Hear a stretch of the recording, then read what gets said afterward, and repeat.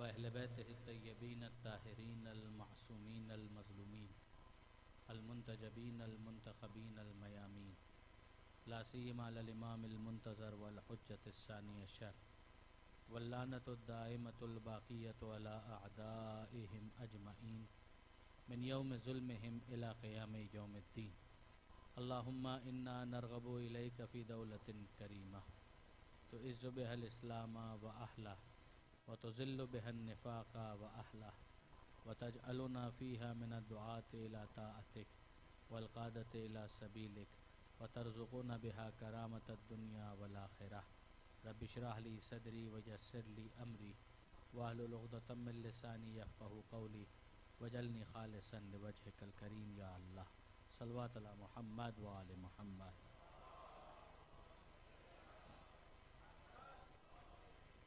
اما بعد فقد قال اللہ سبحانہ وتعالی فی القرآن الحکیم بسم اللہ الرحمن الرحیم انما تنذر من اتبع الذکر وخشی الرحمن بالغیب فبشرہ بمغفرۃ واجر کریم. صلوات علی محمد و آل محمد.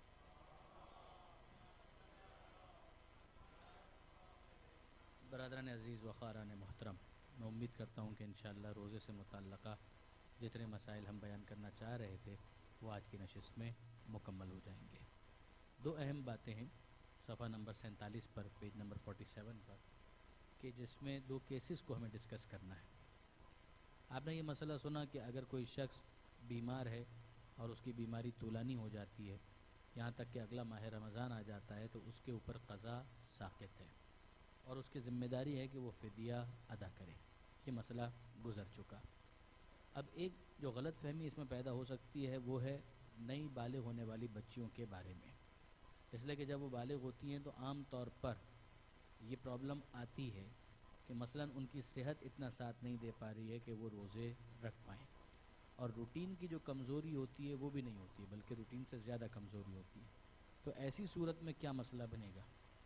ظاہر ہے کہ انکریج کیا جائے گا، کچھ اس طرح سے ان کی تربیت کی جائے گی، کچھ ان کی صحت کا خیال رکھا جائے گا، کچھ ایسی چیزیں ان کو سحری میں دی جائیں گی، افطار کے بعد دی جائیں گی کہ جس کے ذریعے سے وہ اپنی صحت کو کچھ مینٹین کر پائیں اور روزے کی زحمت کو برداشت کر سکے.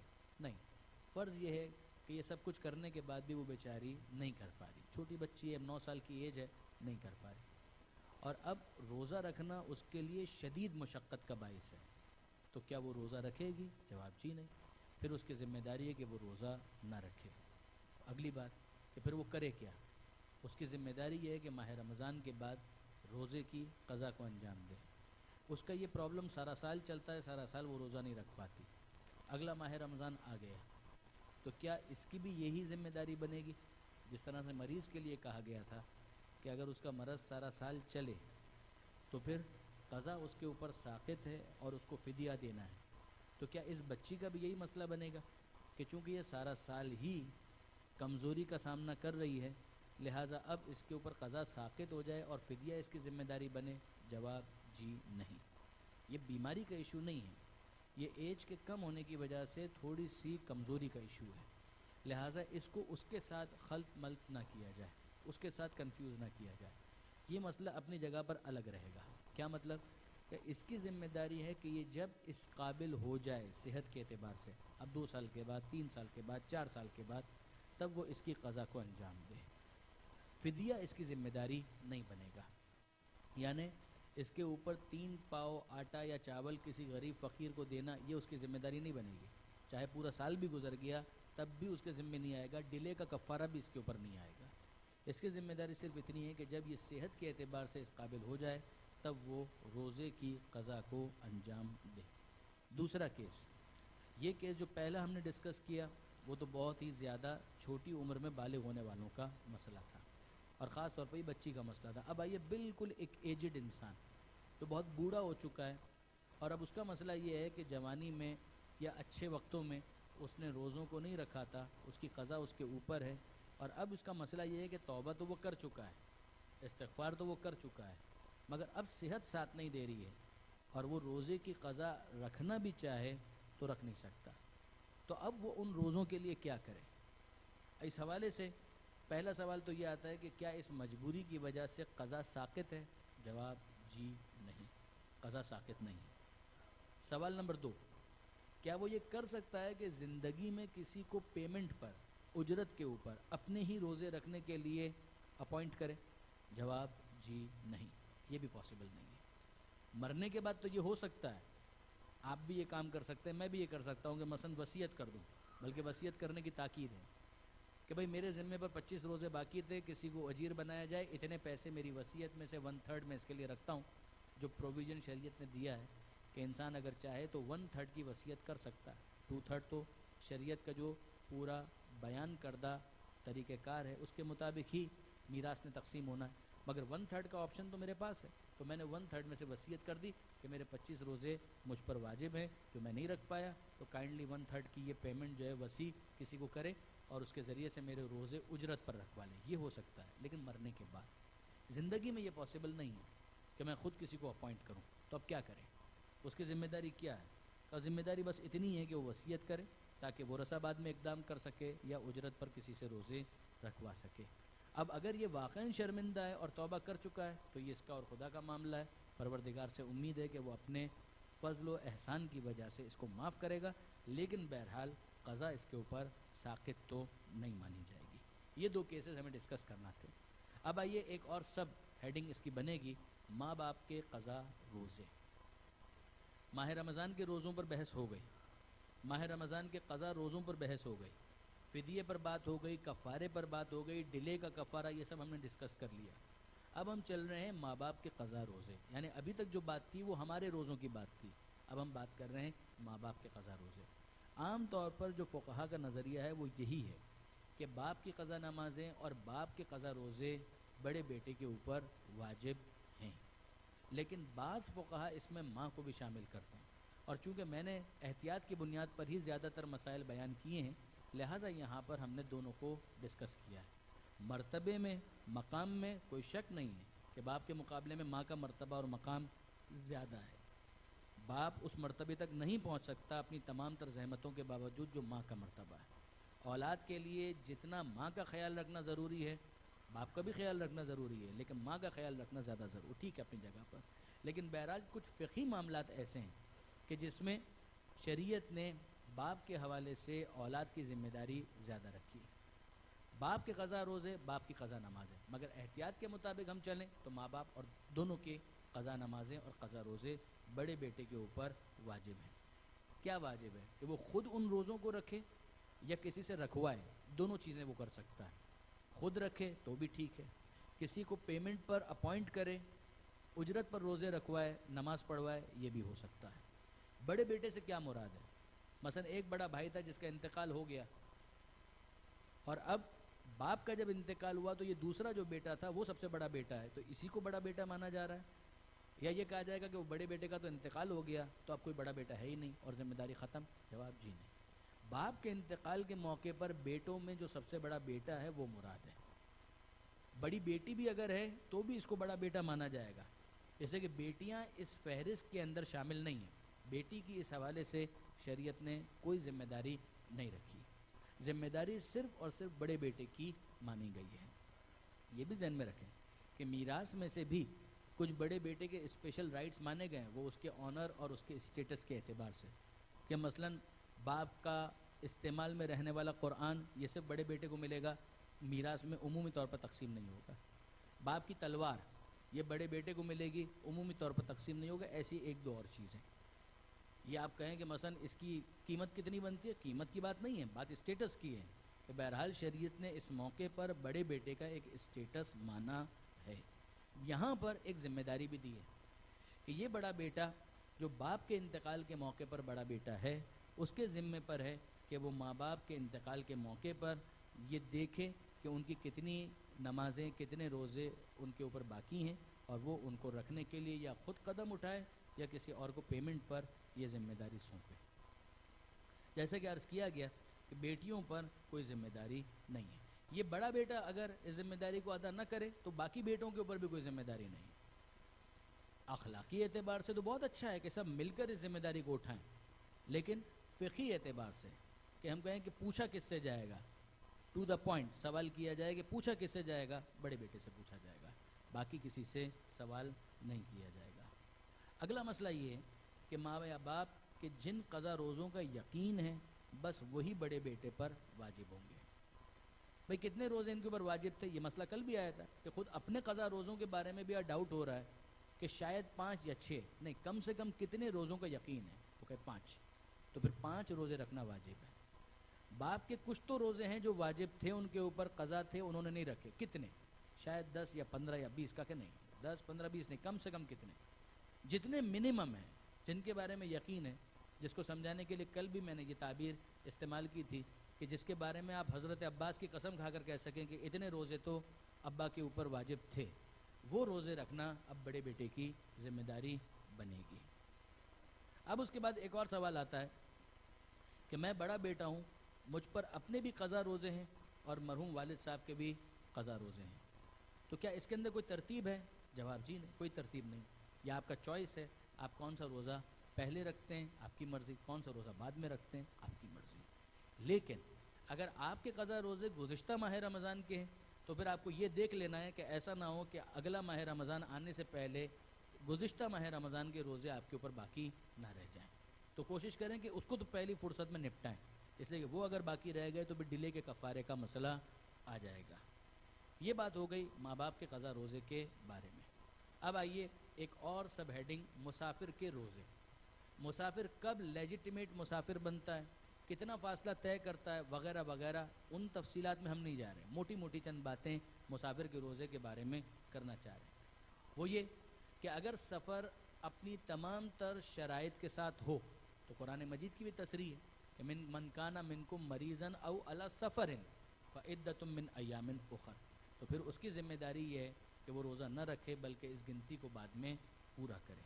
تو اس کے ذمے پر نمازوں کے حوالے سے بھی کچھ ڈسکاؤنٹ آ جاتا ہے کہ 4 رکعتی نمازیں 2 رکعتی بن جاتی ہیں، ظہر، عصر اور عشاء۔ ظہر کی 4 رکعت ہے وہ 2 بن جائے گی، عصر کی 4 ہے وہ 2 بن جائے گی، عشاء کی 4 ہے وہ بھی 2 بن جائے گی، مغرب کی 3 ہے وہ 3 ہی رہے گی، وہ 1.5 نہیں ہوگی، فجر کی 2 ہے وہ 1 نہیں ہوگی۔ اس کے یہاں قصر کا مسئلہ نہیں آتا، مسافر کی نماز بھی ویسی ہی رہتی ہے جیسی وطن میں ایک عام انسان کی نماز ہوتی ہے۔ روزے کے اندر بھی یہی مسئلہ ہے، روزے میں آدھا نہیں ہوتا، روزے میں ساخط ہو جاتا ہے، اور اس کی گنتی پھر اس کو بعد میں پورا کرنا ہوتی ہے۔ اگر وہ شرائط مکمل ہو جائیں، جو پورا ایک الگ چیپٹر ہے، اگر اس کو ہم شروع کریں تو پھر بہت لمبی بات ہو جائے گی۔ پھر اس حوالے سے چند نکات کہ ماہ رمضان میں سفر کرنا حرام نہیں ہے۔ یہ غلط فہمی ہے بعض ذہنوں کے اندر کہ ماہ رمضان کے اندر اگر کوئی سفر کرتا ہے تو گویا اس نے کوئی حرام کام انجام دیا۔ جواب جی نہیں، آپ اپنی مرضی سے بھی سفر کر سکتے ہیں۔ اگر کوئی روزے سے بچنے کے لیے سفر کر رہا ہے تو یہ مکروہ ہے، یعنی ایک ایسا کام ہے کہ نہ کرتا تو زیادہ ثواب ملتا، اب اگر کر لیا ہے گنہگار تو نہیں ہے، لیکن بعد میں اس کو روزے کی قضا انجام دینا ہے، اور ماہ رمضان میں جو روزہ اس نے نہیں رکھا تو بہرحال اس نے مس کیا، he has miss some thing. ماہ رمضان کے اندر روزے رکھنے کا تو اپنا ایک خاص ثواب ہے، وہ اس نے مس کیا، لیکن اس نے کوئی حرام کام انجام نہیں دیا، چاہے اس کی نیت ماہ رمضان کے روزے سے فرار ہی کی کیوں نہ ہو۔ یعنی ایک آدمی جو عام کسی کام سے جا رہا ہے اور اس کا سفر آ گیا، وہ تو مکروہ بھی نہیں ہے، ماہ رمضان کے روزوں سے فرار کے لیے کہ بچ جاؤں گا، روزہ نہیں رکھنا پڑے گا، جولائی کے مہینے میں کون رکھے، بعد میں دسمبر میں رکھ لیں گے، یہ بھی اگر نیت ہے حرام نہیں ہے مگر مکروہ ہے۔ ماہ رمضان میں مسافر اور اسی طرح ہر اس شخص کے لیے جو روزہ نہیں رکھ سکتا تو وہ کھانا کھا سکتا ہے، پانی پی سکتا ہے۔ جواب جی ہاں، کھانا بھی کھا سکتا ہے، پانی بھی پی سکتا ہے، لیکن پیٹ بھر کر کھانا کھانا یہ اس کے لیے مکروہ ہے، یہ نہ کرے تو اس کو ایک ثواب ملے گا۔ ماہ رمضان میں وہ مسافر ہو یا کسی بھی اور وجہ سے اس نے روزہ نہیں رکھ سکتا تھا، حرام تھا اس کے لیے روزہ رکھنا، تو اب وہ کھا بھی سکتا ہے، پی بھی سکتا ہے، پیٹ بھر کر کھانا اس کے لیے مکروہ ہے۔ اسی طرح سے ایک اور کام کہ ازدواجی تعلقات قائم کرنا، یہ بھی اس کے لیے مکروہ ہے، حرام تو نہیں ہوگا اس لیے کہ روزہ اس کا نہیں ہے۔ اگر روزے دار ظہر کے بعد سفر کرے تو اس دن کا روزہ مکمل کرنا واجب ہے۔ یہ خود ہمارا مسئلہ یہی تھا کہ جب ہم کراچی سے آ رہے تھے تو ہماری فلائٹ ظہر کے بعد کی تھی، تو روزہ رکھا ہوا تھا تو اس کو پورا بھی کرنا تھا۔ تو پورے سفر کے دوران مثلا کوئی کھا رہا ہے، پی رہا ہے، وہ آپ دیکھتے رہیے، لیکن بہرحال ہوائی جہاز کے اندر بھی آپ کچھ کھا نہیں سکتے، پی نہیں سکتے، اس لیے کہ ظہر ہو چکی۔ جب ظہر ہو چکی ہے تو اس کے بعد پھر گنجائش نہیں ہے، اس روزے کو مکمل کرنا ضروری ہے۔ ظہر سے پہلے کا اگر روزہ ہوگا تو وہ ٹوٹ جائے گا، وہ خود بخود ختم ہو جائے گا جب حد ترخص کراس کر جائیں۔ حد ترخص کی وضاحت ابھی آتی ہے۔ اگر ظہر سے پہلے سفر کرے تو روزہ باطل ہے۔ اس سے فرق نہیں پڑتا کہ ارادہ رات سے تھا یا نہیں۔ مثلا ایک شخص نے رات سے ارادہ کیا ہوا تھا کہ کل صبح 8 بجے مجھے سفر کرنا ہے، یا نہیں کیا ہوا تھا، صبح 8 بجے ہی اس کا ارادہ بنا اور اس کو اچانک نکلنا پڑا اور اس نے سفر کیا، شہر سے باہر نکل گیا، تو اب کیا اس سے کوئی فرق پڑتا؟ کوئی فرق نہیں پڑتا۔ ظہر سے پہلے اس کا اگر سفر ہے تو حد ترخص کراس کرتے ہی اس کو اجازت ہے کہ وہ کھانا پینا کر سکتا ہے، اس لیے کہ اب اس کا روزہ ویلڈ نہیں رہا۔ حد ترخص کیا ہے؟ کہ جس کو کراس کرنے کے بعد وہ کھانا پینا کر سکتا ہے، یعنی ایسا نہیں ہے کہ ظہر سے پہلے آپ گھر سے نکلے اور راستے میں آپ نے کولڈ ڈرنک پی لی کہ اب تو میرا روزہ نہیں ہے، میں نے تو سفر شروع کر دیا۔ جواب یہ نہیں، ایسا نہیں ہے۔ آپ کا سفر حد ترخص تک پہنچے، وہ ایک لائن، وہ ایک پوائنٹ، اس کے بعد پھر یہ ہو سکتا ہے۔ وہ لائن کیا ہے، وہ پوائنٹ کیا ہے جس کو حد ترخص کہتے ہیں؟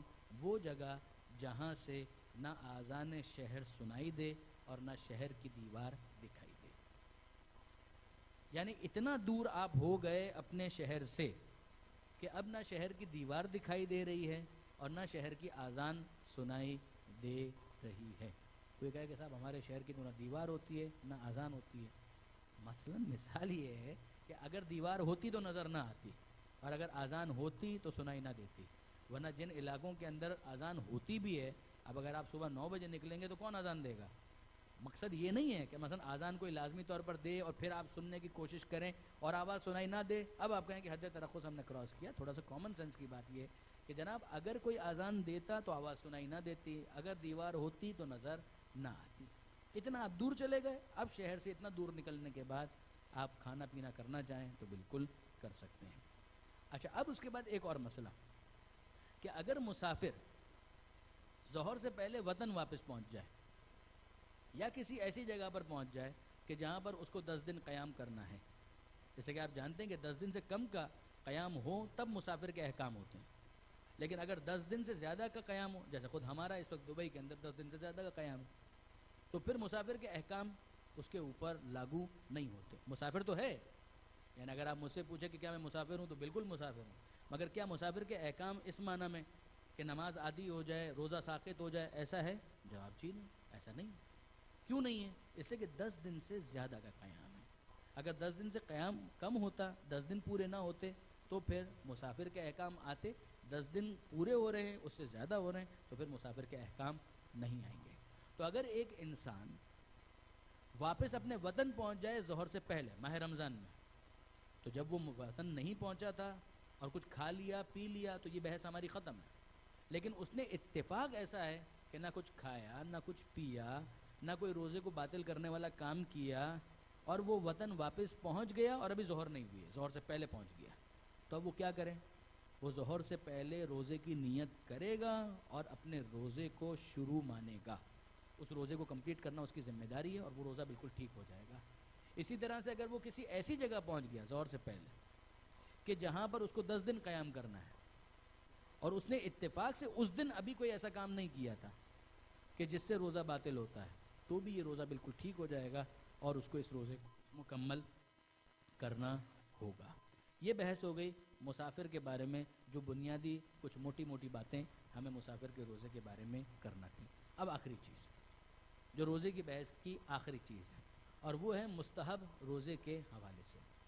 مستحب روزہ، جب بھی روزہ رکھنا نہ واجب ہو نہ حرام ہو نہ مکروہ ہو تو پھر وہ کیا ہے؟ مستحب ہے۔ شعبان کا روزہ اپنا رکھنا چاہتے ہیں، مستحب ہے۔ رجب میں روزہ رکھنا چاہتے ہیں، مستحب ہے، تاکیدی طور پر مستحب ہے۔ اب جیسے یہ عید گزر جائے، عید کے دن تو روزہ رکھنا حرام ہے، پھر اس کے فوراً بعد مستحب روزوں کی بہت زیادہ تاکید ہے کہ انسان مستحب روزے رکھے۔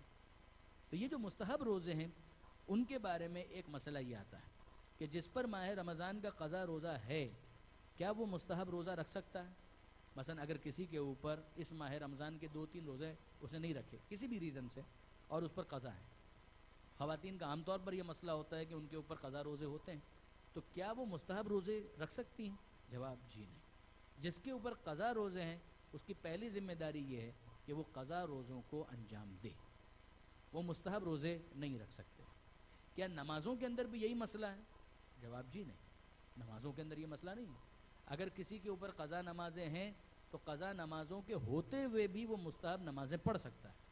مثلا نماز شب وہ پڑھ سکتا ہے، مثلا نماز غفیلہ وہ پڑھ سکتا ہے۔ تو ہمارے یہاں قیاس نہیں ہوتا کہ ایک مسئلہ اس ٹائپ کا ہے تو آما بھی احمد تھا وہ جو ہے، نہیں، ایسا نہیں ہوتا۔ اس کے اندر دوسرا مسئلہ بالکل آ سکتا ہے، اس لیے کہ ہم حکم مولا کے پابند ہیں، اپنی ذاتی رائے کے پابند نہیں ہیں۔ دین کے اندر قیاس کی گنجائش نہیں۔ یہاں پر بھی مسئلہ یہ ہے، روزے کے اندر گنجائش نہیں ہے۔ اگر کسی کے اوپر قضا روزہ ہے تو وہ مستحب روزہ نہیں رکھ سکتا، اس کی ذمہ داری ہے کہ پہلے لائبلٹی کو ادا کرے اور اس کے بعد پھر وہ قضا روزے انجام دے۔ نماز میں ایسا نہیں، نماز میں اگر قضا نمازیں ہیں تو بہتر تو ہے کہ انسان اپنی قضا نمازوں کو ادا کرے، لیکن اگر وہ قضا نمازوں کے ہوتے ہوئے بھی نماز شب پڑھنا چاہے وہ پڑھ سکتا ہے، اس میں کوئی پرابلم نہیں۔ اب آئیے ایک اور مسئلہ، کوئی اور روزہ مثلا کفارے کا یا نظر کا روزہ منت کا کسی کے اوپر ہے، تو کیا یہ شخص مستحب روزہ رکھ سکتا ہے؟ یہ وہ مسئلہ ہے کہ جس کے اندر فتاویٰ کے اختلاف کو بیان کیے بغیر چارہ نہیں ہے، اس لیے کہ پیش آنے والا مسئلہ ہے اور بہت زیادہ پیش آنے والا مسئلہ ہے، اور لوگ اس کے اندر سینسیٹیو بھی بہت زیادہ ہیں۔ اس میں آیت اللہ خوئی اور آیت اللہ سیستانی فرماتے ہیں کہ قضا روزے کے علاوہ دوسرا اگر کوئی روزہ ہے مثلا کفارے کا، نظر کا، تو وہ مستحب روزہ رکھ سکتا ہے۔ آیت اللہ خامنائی اور امام خمینی فرماتے ہیں کہ جی نہیں، اگر کوئی اور روزہ بھی ہے اور اس کے ذمے پر ہے تو اس کی ذمہ داری یہ ہے کہ پہلے وہ ان کو ادا کرے، ان کے ذمے پر ہوتے ہوئے وہ مستحب روزہ نہیں رکھ سکتا۔ مستحب روزے کا ایک وہ مسئلہ کہ جو عام طور پر سبھی کو معلوم ہوتا ہے کہ اگر کسی نے مستحب روزہ رکھا، اس کی نیت تھی پورا روزہ رکھنے کا، ایک تو وہ آدمی ہے کہ جو روزہ مستحب رکھتا ہی اس لیے ہے کہ کوئی آ کر اس کو دعوت دے اور روزہ کھلوا دے، اس کی بات نہیں ہو رہی۔ نیت تو ہے کہ مستحب روزہ پورا رکھنا ہے فجر سے لے کر مغرب تک، لیکن اتفاق ایسا ہے کہ درمیان میں اسے کسی نے کھانے پر انوائٹ کر لیا اور مومن ہے، تو اسلام کی نظر میں مومن کا پھر اتنا احترام تو ہے کہ وہ تاکید کرتا ہے کہ اس مومن کی اس دعوت کو نہ ٹھکرایا جائے، اس کو قبول کر لو، چاہے تمہیں تمہارا مستحب روزہ توڑنا پڑے تو اس کا ثواب تمہیں زیادہ ملے گا، لیکن مستحب روزے کو توڑ دو، اس کا دل نہ توڑو۔ لیکن یہ مومن بھی جینون مومن ہو، واقعا دعوت دینا اس کا مقصد ہو، ایسا نہیں کہ وہ کھڑا ہی اس لیے ہو کہ اس کے روزے کا خون کرنا ہے کسی نہ کسی طریقے سے، تو وہ اگر نیت ہے وہ نہیں ہونی چاہیے۔ دین کے اندر اس طرح کا مذاق نہ ہو، لیکن واقعی اتفاق ہے کہ اس نے دعوت دی اور دعوت دینے کا مقصد یہی تھا کہ وہ اس مومن کو انوائٹ کرنا چاہتا تھا۔ اب اس کے دل میں یہ ہے کہ میرا تو مستحب روزہ ہے، چھوڑو، میں اس کو یہی نہیں بتاتا بلکہ میں اس کی دعوت کو قبول کرتا ہوں، تو انشاءاللہ اس کو ثواب زیادہ ملے گا۔ ایک آخری مسئلہ کہ کیا خاتون شوہردار وہ اپنے شوہر کی اجازت کے بغیر مستحب روزہ رکھ سکتی ہیں؟ جواب جی نہیں۔ اگر خاتون ہیں اس کے اپنے بہت حقوق ہیں، شوہر کے اپنے بہت حقوق ہیں، ان کی اپنی ذمہ داریاں، ان کی اپنی ذمہ داری، اس میں سے ایک یہ بھی ہے کہ خاتون اپنے شوہر کی اجازت کے بغیر مستحب روزہ نہیں رکھ سکتی۔ وہ اگر مستحب روزہ رکھنا چاہیں تو اپنے شوہر کو کانفیڈنس میں لیں اور پھر اس کے بعد مستحب روزہ رکھیں۔ اگر پہلے سے ایک انڈرسٹینڈنگ ہے کہ شوہر کو کوئی اعتراض نہیں ہے، بلکہ الٹا ہوتا ہے کہ شوہر بیوی سے پوچھ کر مستحب روزہ رکھتا ہے، تو ٹھیک ہے، کوئی حرج نہیں۔ کہ پہلے سے یہ چیز اپنی جگہ پر ایزیومڈ ہے کہ شوہر کو کوئی اعتراض نہیں ہے تو کوئی مسئلہ نہیں ہے۔ ایک مرتبہ درود بھیجیے گا محمد و آل محمد۔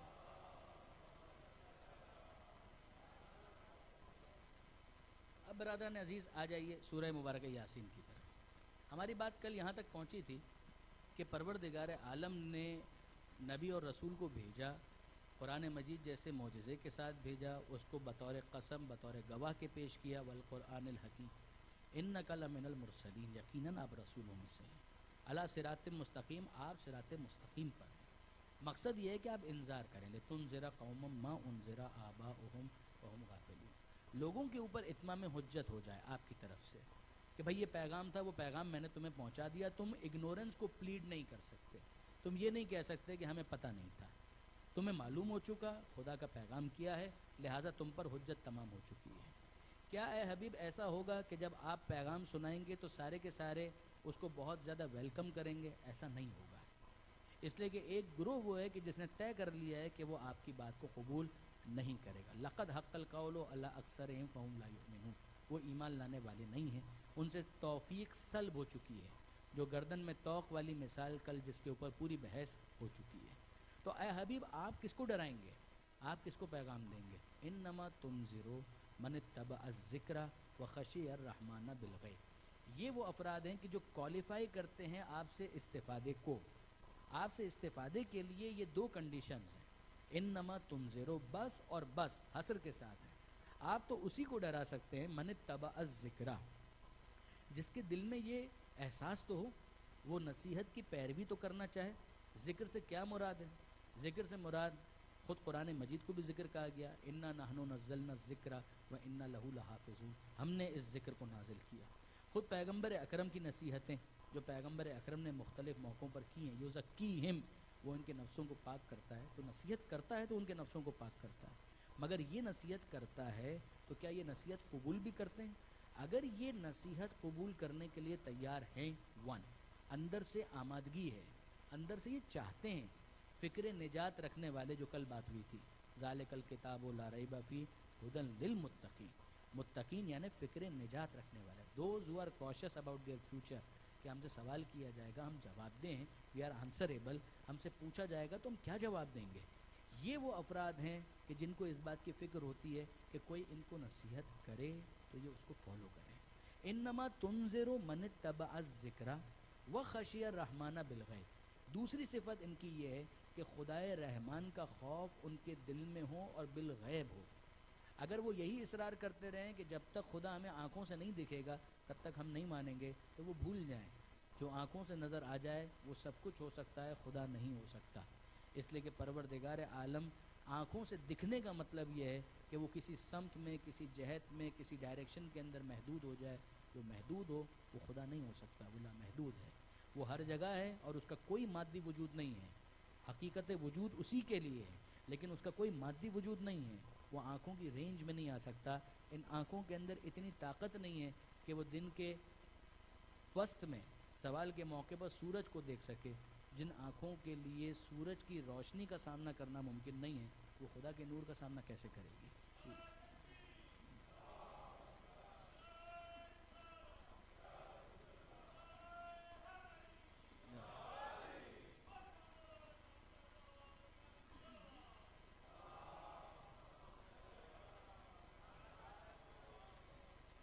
انما تنذر من اتبع الذکر وخشی الرحمن بالغیب۔ اے حبیب آپ تو اس کو ڈرا سکتے ہیں جو نصیحت کی پیروی کرنے کے لیے آمادہ ہے، وخشی الرحمن بالغیب، اور بالغیب وہ خدائے رحمان کا خوف اپنے دل میں محسوس کرتا ہے۔ خدائے رحمان، اس کی رحمت عمومی، جس نے اتنی نعمتیں دی ہیں، تو خوف بھی تو ہو کہ وہ سوال کرے گا کہ ان نعمتوں کو تم نے کہاں پر استعمال کیا۔ ثم لتسألن یومئذ عن النعیم، پھر تم سے سوال کیا جائے گا قیامت کے دن نعمتوں کے بارے میں۔ اب یہاں پر آپ غور فرمائیے برادران عزیز کہ ایسا جو کر لے، جو کوالیفائی کرے، تو پھر کیا ہے؟ فبشر ہو، پھر اس کو بشارت دیجیے، جو بالکل انذار کے اپوزٹ ہے۔ انذار کا مطلب ہے ڈرانا، بیویئر، بی کوشس۔ انذار کا مطلب ہے تنبیہ کرنا، ڈرانا، اور اس کے مقابلے پر ہے گلیڈ ٹائڈنگ، بشارت۔ پھر اے حبیب ان کو بشارت دیجیے، فبشرہ بمغفرۃ واجر کریم۔ ان کو کس چیز کی بشارت دو؟ مغفرت کی اور اجر کریم کی بشارت دو۔ مغفرت یعنی جو تم نے کوشش کرتے کرتے لغزشیں کی ہیں، جو تم سے غلطیاں بھی ہو گئیں، گناہ بھی ہو گیا، ڈونٹ وری، پھر ہم اس کے اوپر پردہ ڈالیں گے، ہم تم کو ذلیل نہیں ہونے دیں گے، ہم تمہیں دوسروں کے سامنے ایکسپوز نہیں کریں گے، ہم یہ کوشش کریں گے، ہم یہ چاہیں گے کہ تمہاری مغفرت ہو جائے۔ پھر خدا غفور ہے، تم فکر مت کرو۔ وہ اجر کریم، اور جو تمہیں اجر بھی ملے گا تو عزت کے ساتھ ملے گا۔ عام طور پر اس فنومینا کو سمجھانے کے لیے ایک مثال میں شیئر کیا کرتا ہوں۔ آپ فرض کیجئے کہ آپ کسی کو دینا چاہتے ہیں، کسی کے سامنے آپ کھانے کی کوئی چیز رکھیں، اور ایک طریقہ کیا ہے کہ آپ کھانے کی چیز رکھیں اور کہیں نوش جان پلیز لیجئے، اور ایک طریقہ یہ ہے کہ آپ رکھیں اور کہیں کھا پی مر۔ چیز تو آپ نے وہی رکھی ہے، وہی چاول ہے، وہی سالن ہے، وہی آلو ہے، وہی گوشت ہے، وہی اس کے اندر فروٹ رکھا ہوا ہے، مگر پہلے جو آپ نے چیز رکھی سامنے والے کی عزت میں کتنا اضافہ کیا، اور جب دوسری مرتبہ آپ رکھ رہے ہیں تو اس کا دل بھی نہیں چاہے گا کہ وہ چیز کھائے، وہ چیز قبول کرے۔ پروردگار عالم یہ نہیں کہتا ہے کہ صرف ان کو اجر ملے گا، پروردگار عالم فرماتا ہے اجر کریم، اکرام کے ساتھ، عزت کے ساتھ۔ یعنی اگر کوئی غور کرے تو شاید اس اجر کی اتنی اہمیت نہ ہو جتنی اس اکرام کی اہمیت ہے کہ جو پروردگار عالم مجھے عزت دے رہا ہے۔ فبشر ہو، اے حبیب ان کو بشارت دیجیے، بمغفرتن، جو گناہ ان سے ہوئے ہم ان کو معاف کریں گے، ان کی مغفرت کریں گے، وہ اجرن کریم، اور جو اجر ان کو دیں گے وہ بھی اکرام کے ساتھ، وہ بھی عزت کے ساتھ، ان اکرمکم عند اللہ اتقاکم۔ پھر اس کے بعد پروردگار عالم ایک یقین دلاتا ہے، انا نحنو نحیی الموتا، یہ اجر کب ملے گا، یہ مغفرت کا اعلان کب ہوگا، کب بے فکر رہو، ایسا تو نہیں ہے کہ تم مر گئے تو معاملہ ختم ہو گیا، انا یقیناً ہم، نحنو ہم، نحیل اور یقیناً ہم ہی زندہ کریں گے مردوں کو، تم مر گئے تو ختم نہیں ہو گئے، یہ اگر کانسیپٹ ہوتا تو فکر نجات کیوں ہوتی تم کو، یہ اگر کانسیپٹ ہوتا تو پھر آنسریبل ہونے کا کیا مطلب تھا، انا، اتنی تاکید پروردگار نے کی ہے 3 مرتبہ، انا، اننا کا مخفف ہے، اننا، اننا یقیناً ہم، نحنو ہم، نحیی ہم ہی زندہ کریں گے، الموتا مردوں کو، سوچنا بھی نہیں کہ مر گئے تو ختم ہو گئے، انا نحنو نحیی الموتا، ہم زندہ کریں گے مردوں کو، وَنَكْتُبُ مَا قَدَّمُوا وَآثَارَهُمْ، اور ہم ہی لکھ بھی رہے ہیں ان تمام تر چیزوں کو جو انہوں نے آگے بھیجی ہیں، وَآثَارَهُمْ، اور جو پیچھے اس کے آثار باقی ہیں، جو اس کے ریمینز ہیں، ان سب کو بھی ہم نوٹ کر رہے ہیں، کوئی بھی چیز مخفی نہیں ہے، وہ سب کا سب ریکارڈڈ ہے۔ دیکھیے برادران عزیز، ایک آیت ہے سورہ مبارکہ بقرہ میں بھی اور سورہ مزمل میں بھی، ما تقدموا لانفسکم من خیر تجدوہ عند اللہ، جو بھی تم آگے بھیج رہے ہو نا اپنے نفس کے فائدے کے لیے بھیج رہے ہو، پہلے تو یہ سمجھ لو تم نے صدقہ دیا، نمازیں پڑھی، روزے رکھے، کسی غریب کی مدد کی، کچھ بھی کیا، کس کا فائدہ کیا، زید کا، بکر کا، عمر کا، خالد کا، یونس کا، کسی کا نہیں، یہ تم نے اپنا فائدہ کیا، اپنے فائدے کے لیے سارے کام کیے، اتنا اطمینان رکھو، ما تقدمو، جو تم آگے بھیج رہے ہو، لانفسکم اپنے فائدے کے لیے بھیج رہے ہو، من خیرن، شرط یہ ہے کہ وہ خیر کا کام ہو، تجدوہ عند اللہ، تم اسے اللہ کے پاس موجود پاؤ گے، اگنور کچھ بھی نہیں ہوگا، نظر انداز کچھ بھی نہیں کیا جائے گا۔ یہ عام طور پر جب پروموشن کا ٹائم آتا ہے، اب مجھے دبئی کا تو حساب کتاب نہیں پتہ، کراچی میں عام طور پہ میں منہ لٹکا ہوا دیکھتا ہوں بہت سارے دوستوں کا، کیا ہوا، کب پروموشن ہوا، انکریمنٹ ہوا، یار اس کو پتہ ہی نہیں چلتا کہ میں نے اتنی محنت کی تھی، وہ بھول جاتا ہے، اس کو یاد ہی نہیں رہتا ہے، امیجیٹ باس ہمارا جو ہے نا وہ رپورٹ صحیح نہیں کرتا ہے، 10 دوسرے مسئلے، میں اوور ٹائم لگاؤں، یہ کروں وہ کروں، پتہ ہی نہیں چلتا، یا بھول جاتا ہے، پتہ نہیں کیا چکر ہے۔ یہ تمہارا امیجیٹ باس دنیا کے اندر بھول جاتا ہو تو بھول جاتا ہو، وہ حقیقی باس کبھی نہیں بھولنے والا۔ ما تقدمو، جو تم نے آگے بھیجا ہے، لانفسکم، اپنے نفس کے فائدے کے لیے بھیجا ہے، من خیرن، شرط یہ کہ وہ خیر کا کام ہو، تجدوہ عند اللہ، تم اسے اللہ کے پاس موجود پاؤ گے، صرف وہ جو تم نے آگے بھیجا ہے اسے موجود پاؤ گے نہیں، انا نحنو، یقیناً ہم اور صرف ہم، نحیی الموتا، ہم مردوں کو زندہ کریں گے، وَنَكْتُبُ، اور لکھ رہے ہیں، ما قدمو، جو آگے بھیج دیا ہے اس کو بھی، وَآثَارَهُمْ، اور جو پیچھے آثار چھوڑ کر گئے ہیں ہم تو اس کو بھی لکھ رہے ہیں، مرنے والا تو مر گیا مگر جو نیکی کا کام وہ کر کے گیا تھا، جتنوں کو وہ فائدہ پہنچتا رہے گا اس کے مرنے کے باوجود اس کے نامہ اعمال میں ہم اس کو لکھتے رہیں گے، وہ فکر نہ کرے کہ جو پیچھے آثار موجود ہیں وہ اگنور ہو جائیں گے، کچھ بھی اگنور نہیں ہوگا۔ اگر کسی نے کنواں کھدوا دیا، جب تک لوگ پانی پیتے رہیں گے، مرنے والا مر گیا، اس کے نامہ اعمال میں پانی پلانے کا ثواب لکھا جاتا رہے گا۔ جس نے مسجد بنوا دی، حسینیہ بنوا دیا، امام بارگاہ بنوا دی، وہ مر گیا، مسجد موجود ہے، آثار میں شامل ہے، لوگ مسجد میں آ کر نماز پڑھ رہے ہیں، نماز پڑھوانے کا ثواب مرنے کے بعد بھی اس کے نامہ اعمال میں لکھوایا جاتا رہے گا۔ اگر حسینیہ کے اندر آ کر کوئی یا حسین کی صدا بلند کرتا ہے، مرنے والا مر گیا مگر عزاداری کروانے کا ثواب اس کے نامہ اعمال میں لکھا جاتا رہے گا۔ اگر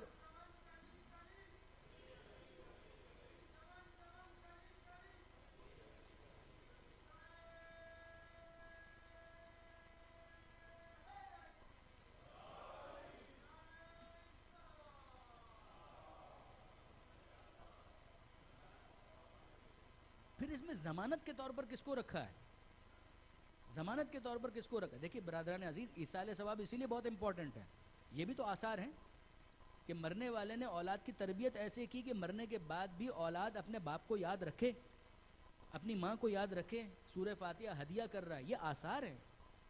اگر اس نے کوئی ایسا کام کیا ہے اولاد کی تربیت ہی کی صورت میں کہ اولاد اس نیکی کے کام کو آگے بڑھا رہی ہے، تو ماں باپ کے نامہ اعمال میں لکھا جاتا رہے گا۔ ضمانت کے طور پر خدا نے کس کو رکھا؟ یقین دلانے کے لیے، اور خدا کا تو کہہ دینا کافی تھا، مگر پروردگار عالم فرماتا وَكُلَّ إِنَّا نَحْنُ نُحْيِي الْمَوْتَى، مردوں کو ہم زندہ کریں گے، فکر مند مت ہو، تم پہنچو گے اور دیکھو گے۔ وَنَكْتُبُ، لکھ رہے ہیں، مَا قَدَّمُوا، جو انہوں نے آگے بھیجا، وَآثَارَهُمْ، اور جو آثار پیچھے ہیں۔ ضمانت کون ہے؟ ریکارڈ کہاں پر کیا جا رہا ہے؟ محفوظ کہاں پہ رکھا جا رہا ہے؟ وَكُلَّ شَيْءٍ أَحْصَيْنَاهُ فِي إِمَامٍ مُبِينٍ، اور ہم نے ہر چیز کا احاطہ کر دیا ہے امام مبین میں۔ یہ امام مبین کون ہے؟ مولا علی کا جملہ ہے کہ خدا کی قسم میں ہوں وہ امام مبین جس کا تذکرہ یہاں پر آیا ہے۔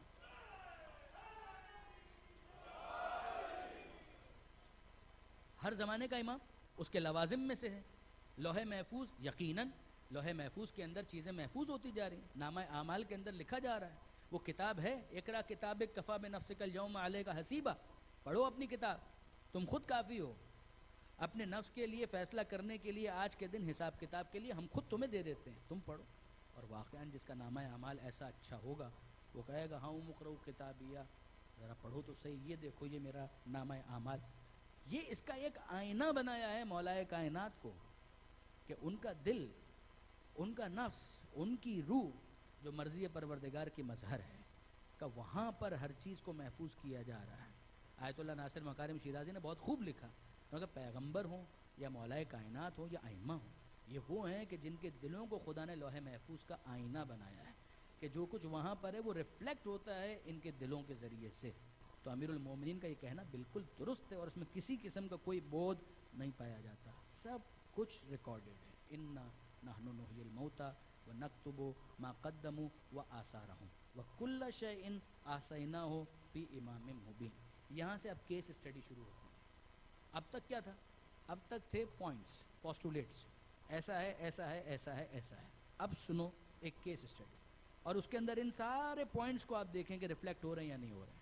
یہ سارے کے سارے اس ایک اسٹڈی کے اندر موجود ہیں یا نہیں موجود؟ ہم جہاں تک آج پہنچ پائیں گے پہنچیں گے انشاءاللہ، بات کو آگے کل کنٹینیو کریں گے۔ وَاضْرِبْ لَهُمْ مَثَلًا أَصْحَابَ الْقَرْيَةِ، اے حبیب ان کے لیے بیان کریں، مثال دیں ان کے سامنے، اس بستی والوں کی مثال پیش کریں۔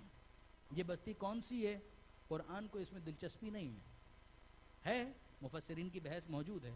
انطاکیہ کے بارے میں کہا گیا کہ شاید یہ وہ بستی ہے جو انطاکیہ کی، کہ جہاں پر یہ سارا قصہ پیش آیا۔ جو بھی ہو، قرآن مجید کو اس ڈیٹیل میں کوئی دلچسپی نہیں ہے۔ پروردگار عالم اس کور میسج کی طرف متوجہ کرنا چاہتا ہے کہ دیکھو جو اب تک ہم نے بیان کیا یہ کوئی پہلی مرتبہ نہیں ہونے جا رہا، اس سے پہلے یہ ہو چکا ہے، بہت سارے کیسز ایسے آلریڈی موجود ہیں۔ وَاضْرِبْ، اے حبیب ان کے سامنے مثال بیان کریں، اصحاب القریہ، بستی والوں کی مثال۔ اذ جاءها المرسلون، جب ان کے پاس رسول آئے، رسول آئے یعنی آپ جس طرح سے ان لوگوں کے سامنے جا رہے ہیں اس بستی والوں کے پاس بھی رسول پہنچے۔ اذ ارسلنا الیہم اثنین، پہلے ہم نے ان کی طرف دو رسولوں کو بھیجا۔ فکذبوہما، انہوں نے ان کو جھٹلا دیا، غلط بولتے ہو تم، کوئی اللہ کے رسول نہیں ہو بھی تو غلط بول رہے ہو، تمہارا میسج ایکسیپٹیبل نہیں ہے، قابل قبول نہیں ہے۔ فعززنا بثالث، ہم نے ایک تیسرے رسول کے ذریعے سے ان کی پشت کو مضبوط کیا، اسٹرینگتھن کیا۔ فعززنا بثالث، فقالوا، انہوں نے کہا، انا الیکم مرسلون، ہم تمہاری طرف رسول بنا کر بھیجے گئے ہیں۔ قالوا، جواب میں وہ کہتے ہیں، یہی وہی والے جو ایکسیپٹ نہیں کریں گے۔ قالوا ما انتم الا بشر مثلنا، انہوں نے کہا تم رسول ہو، تم تو ہم جیسے بشر ہو، تم رسول کیسے ہو سکتے ہو؟ ما انتم الا بشر مثلنا وما انزل الرحمن من شیء، اور خدائے رحمان نے کوئی چیز نازل نہیں کی ہے۔ ان انتم الا تکذبون، تم جھوٹ بول رہے ہو۔ رسولوں کو یہ سننا پڑتا ہے کہ تم جھوٹ بول رہے ہو۔ اچھا کیا یہ رسول جنہوں نے آگے کہا کہ بلاغ مبین ہماری ذمہ داری ہے، انہوں نے معجزے بھی پیش کیے؟ بعض تفاسیر کے اندر تفصیل بھی ہے کہ جس طرح سے عیسیٰ علیہ السلام مردوں کو زندہ کرتے تھے، انہوں نے بھی بعض مردوں کو زندہ کر کے دکھایا۔ کیا ان لوگوں نے قبول کر لیا؟ قبول نہیں کیا۔ کیس کیا ہے؟ کیوں قبول نہیں کیا؟ وجہ یہ ہے کہ یہ لوگ بھی وہ ہیں کہ جو آمادہ نہیں ہیں، تیار نہیں ہیں. انما تنذر من اتبع الذکر وخشی الرحمن بالغیب. کیا رحمان کا خوف ہے ان کو؟ یہ تو رحمان کا نام لے کر کہتے ہیں کہ ما انزل الرحمن من شیء، رحمان نے کچھ نازل نہیں کیا. رحمان وہ تو نعمتیں دیتا ہے، وہ تو کھلاتا ہے، وہ تو پلاتا ہے. تم تو پابندیوں کی بات کر رہے ہو. دیکھیے برادران عزیز، مسئلہ کیا ہے؟ دین کو قبول نہ کرنے کی وجوہات میں سے ایک وجہ، دین لگاتا ہے پابندیاں. کیا سو رہے ہو؟ اٹھو فجر کی نماز پڑھو. کیا کاروبار پہ بیٹھے ہوئے؟ اٹھو ظہر کی نماز پڑھو. سونے کی تیاری کر رہے ہو؟ مغرب عشاء کی نماز پڑھی. یہ کیا ہو گیا؟ کھا رہے ہو، پی رہے ہو، یہ ماہ رمضان ہے، روزہ ہے، کیسے کھا رہے ہو، کیسے پی رہے ہو؟ پابندی لگائی. حج کے لیے چلو، اپنا لباس چھوڑو، احرام پہنو. ارے صاحب، سوٹ پیس کے بغیر تو ہم کبھی اس طرح سے باہر نہیں نکلتے. یہ کیا ہم کو فقیر بنا دیا ہے؟ آپ نوٹ کریں، دین کچھ پابندیاں تو لے کر آئے گا. ما انزل الرحمن من شیء، یعنی خدا کو مانو، دین کو مانو تو یہ سب کچھ ماننا پڑے گا. تو ان سب کو ماننا پڑے گا تو پہلے دین ہی کا انکار کرو کہ ان سب میں سے کسی ایک کو بھی نہ ماننا پڑے. سادہ سا اصول ہے کہ انسان اگر آوارگی پسند ہے تو وہ دین کی پابندیوں کو کیوں قبول کرے گا؟ اور پھر اس کے بعد یہ اوور اسمارٹنس، وما انزل الرحمن من شیء، خدا تو رحمان ہے بھائی. ہم خدا کا انکار تھوڑی کر رہے ہیں، ہم تو کہہ رہے ہیں خدا ہے، مگر وہ تو رحمان ہے. وہ رحمان ہے، وہ تو نوازتا ہے، وہ تو دیتا ہے، وہ تو کھلاتا ہے، وہ تو پلاتا ہے. کہ تم عجیب رسول آ گئے ہو کہ تم یہ کہہ رہے ہو کہ خدا رحمان نے یہ پابندیاں لگا دی ہیں. بتوں کو توڑو، اس کی پوجا نہیں کر سکتے، اس کی پوجا نہیں کر سکتے، ایک اللہ کی پوجا کرنا پڑے گی، اور اس کے علاوہ یہ نہیں کر سکتے، وہ نہیں کر سکتے. اتنے پھڈے، اتنی پابندیاں، اتنی ریسٹرکشنز ہمارے لیے ایکسیپٹیبل نہیں ہیں. ہم اس خدا رحمان کو مانتے ہیں جو صرف دیتا ہے، پابندی نہیں لگاتا. پروردگار عالم نے تو کنڈیشن یہی رکھی ہے، خشی الرحمن بالغیب، رحمان کی نعمتوں سے استفادہ کرو اور پھر خوف رکھو کہ تم 5 درہم کسی کو دیتے ہو تو حساب لیتے ہو، وہ خدا رحمان اتنی نعمتیں دے رہا ہے، تم سے حساب لینے کا حق نہیں رکھتا. تم اس بات کی طرف توجہ کیوں نہیں کرتے؟ اگر یہی خوف نہیں ہے تو رحمان کی باتیں ہوں گی، مگر رحمان کی عبادت اس طریقے سے نہیں ہوگی جس طریقے سے خود خدا رحمان چاہتا ہے. یہ ہے پرابلم. تم کیا ہو؟ تم ہم جیسے بشر ہو، تم ہم جیسے انسان ہو، صرف تفوق چاہتے ہو، ڈومیننٹ ہونا چاہتے ہو، چاہتے یہ ہو کہ ہمارے اوپر کسی طریقے سے غالب آ جاؤ، اس لیے نبوت اور رسالت کا تم نے ڈھونگ رچایا. پروردگار عالم کا اصرار ہے کہ جس کو بھی رسول بنا کر بھیجوں گا وہ انسان ہی ہوگا. تمہارا یہ کہنا غلط ہے کہ وہ تم جیسے انسان ہیں. پروردگار عالم کا اصرار ہے کہ وہ تم جیسا نہیں ہوگا مگر ہوگا انسان، نوری ہوگا، وہ تمام تر چیزیں ہوں گی مگر ہوگا انسان. کیوں؟ آپ نوٹ کریں یہاں پر، پروردگار عالم کسی فرشتے کو نہیں بھیجتا، رسول بنا کر فرشتے کو نہیں بھیجتا. پروردگار عالم نے اس پر تبصرہ بھی کیا. خداوند متعال فرماتا ہے کہ اگر زمین کے اوپر ملائکہ چل رہے ہوتے تو ہم کسی فرشتے کو رسول بنا کر بھیجتے، لیکن چونکہ زمین کے اوپر انسان چل رہے ہیں لہٰذا رسول انسان ہی کو بنایا جائے گا. یہ ہوا کیا. دیکھیے برادران عزیز، یہ جتنے نوجوان یہاں پر مجھے نظر آ رہے ہیں نا، ان میں سے کوئی ایک بھی فرشتے کو رسول ماننے کے لیے تیار نہیں ہوگا.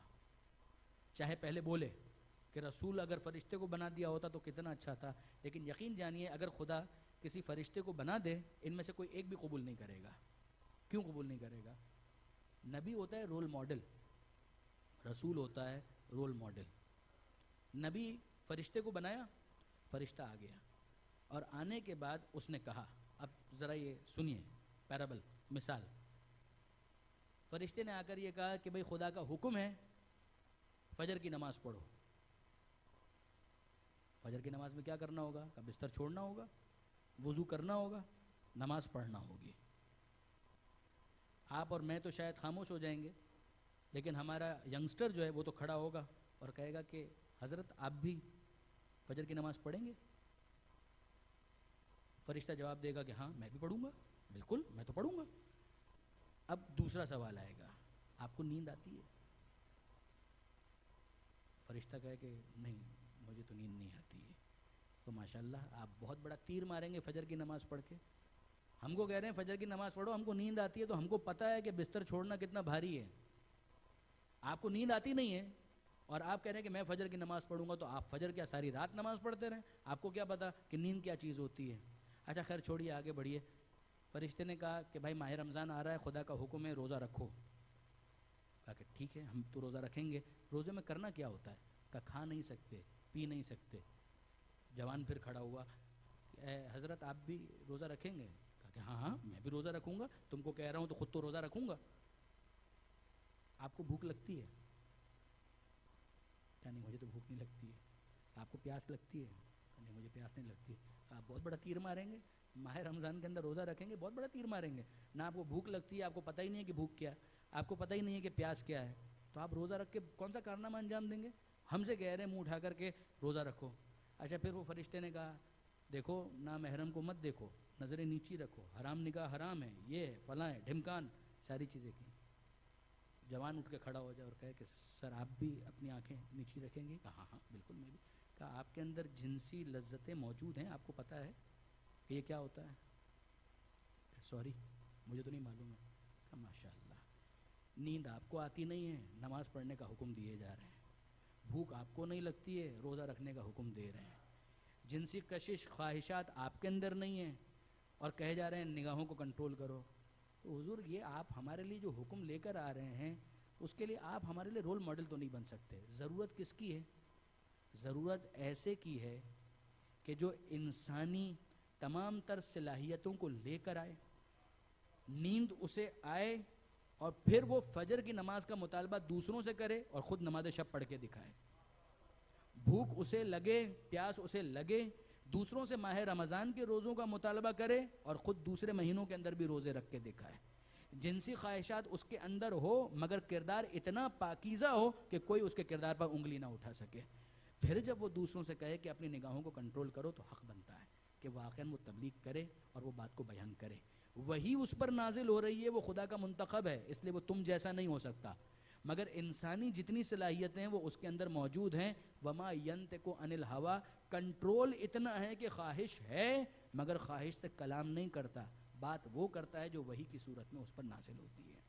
یہ اس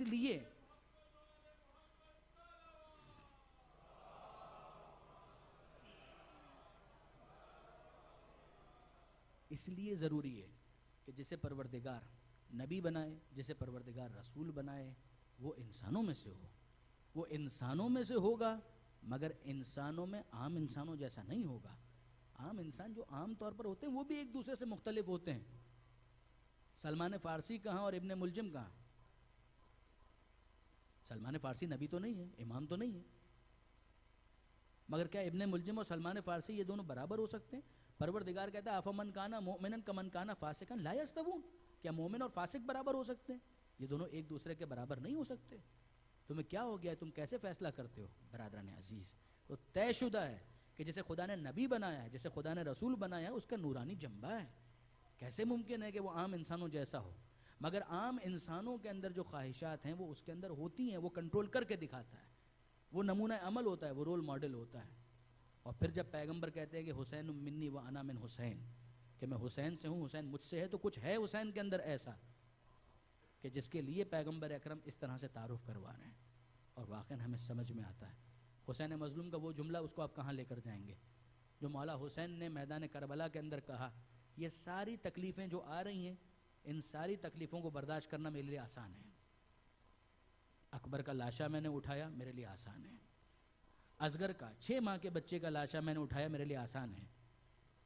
میرے بھائی کے بازو کٹ گئے, میرے لیے آسان ہے. ان ساری چیزوں کو برداشت کرنا میرے لیے آسان ہے. کیوں؟ اس لیے کہ میں جانتا ہوں کہ میرا خدا مجھے دیکھ رہا ہے, میرا خدا اس وقت موجود ہے, میں محضر خدا میں ہوں. اس لیے ان تمام تر تکلیفوں کو برداشت کرنا میرے لیے بہت آسان ہے. واقعاً ہمارا سلام ہو. مگر مولا حسین, بہرحال آپ کی تکلیفیں اس وقت ختم ہو گئیں جب نوک نیزہ پر آپ کا سر بلند ہو گیا, مگر اس کے بعد اور بہت کچھ ایسا ہے کہ جو آپ کے بیٹے سید سجاد نے دیکھا اور جو آپ کی بہن زینب نے دیکھا, اور ساتھ شریک ہونے والوں میں ایک وہ مثل ماں جناب فضہ بھی تو ہیں کہ جنہوں نے ان تمام تر چیزوں کا مشاہدہ کیا ہے. دیکھیے برادران عزیز, میں نے آپ کے سامنے عرض کیا تھا امام حسین نے کچھ وصیتیں کی سید سجاد کو, کچھ وصیتیں امام مظلوم نے گھر کی خواتین کو بھی کی. جناب زینب کو جناب امام مظلوم نے کچھ وصیتیں کی ہیں, اے بہن زینب مجھے نماز شب میں فراموش مت کرنا. اور بہت ساری وصیتیں ہیں جو جناب امام مظلوم نے مختلف افراد کو کی ہیں. بعض علماء کہتے ہیں کہ امام مظلوم نے جناب فضہ کو بلا کر کہا کہ اماں فضہ میرا کچھ حق ہے آپ کے اوپر، میرا کوئی حق ہے آپ کے اوپر؟ جناب فضہ کہتی ہیں اے حسین تمہیں میں نے اپنی گودوں میں کھلایا ہے، تمہارا مجھ پر وہی حق ہے کہ جو ایک ماں پر اولاد کا حق ہوتا ہے۔ کہ اماں فضہ میں ایک وصیت کروں کیا آپ اس پر عمل کر سکیں گے؟ کہا کہ بیٹا حسین کہو کیا ایسا ہے کہ جو تم مجھ سے کہنا چاہتے ہو؟ کہا اماں فضہ ہو سکے تو میری سکینہ کا خیال رکھیے گا، کوشش کیجئے گا کہ اس کو اذیتیں کم سے کم ہوں۔ بس عزیزوں میں آخری جملہ اور مجلس کو مکمل کروں، علماء کہتے ہیں کہ اس کے بعد جناب فضہ پوری کوشش کرتی تھی، کتنا کامیاب ہوتی تھی کتنا کامیاب نہیں ہوتی تھی یہ اپنی جگہ پر، مگر جہاں جہاں ممکن ہوتا تھا جناب فضہ جب کوئی سکینہ کو تماچے مارنے آگے آتا وہ اپنا رخسار آگے کر دیتی کہ اگر تم مارنا چاہتے ہو تو مجھے مار لو، مگر اس سکینہ کو حسین نے میرے حوالے کیا، اسے اذیت نہ پہنچاؤ۔ الا ولعنۃ اللہ علی القوم الظالمین وسیعلم الذین ظلموا ای منقلب ینقلبون۔ بار الہ اس قلیل توسل کو قبول فرما، مالک اس عبادت کو اپنی بارگاہ میں قبول فرما۔ ماہ مبارک رمضان میں جو روزے ہم رکھ رہے ہیں، جو تلاوت قرآن ہم کر رہے ہیں، اے پروردگار اسے اپنی بارگاہ میں قبول فرما، مومنین کی جملہ حاجتوں کو مستجاب فرما، بیماروں کو شفا عطا فرما، بے روزگاروں کو عزت کی روزی عطا فرما، جو بے اولاد نے اولاد صالح عطا فرما، امام زمانہ کا وفادار رہنے کی توفیق عطا فرما، امامت کے جھوٹے دعوے داروں سے بیزار رہنے کی توفیق عطا فرما، حضرت کے ظہور میں تعجیل فرما، ہمیں ان کے اعوان و انصار میں شمار فرما۔ ربنا تقبل منا انک انت السمیع العلیم۔